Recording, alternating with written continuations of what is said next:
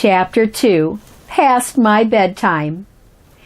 It's now 11 p.m. and past this Grammy's bedtime, but when the muse hits and the words flow, there's no choice but to put the tea kettle back on the stove and the pen back on the paper.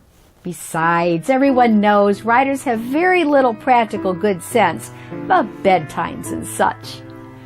I started telling my daughter Anna the adventures of Albert when she was a tiny child and I was a young single mother with no extra money to buy storybooks.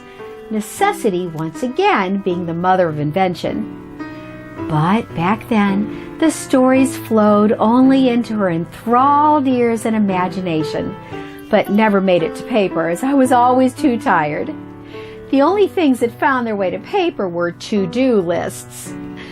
But the greatest blessings of all those struggles and getting old are my grandchildren. In their new sparkling eyes, Albert lives again. This time, I mean to write them down, as I will probably be a warm memory by the time my great-grandchildren want to meet him.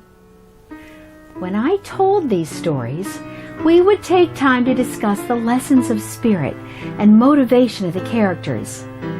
This is the inspiration for the discussion and questions after each chapter.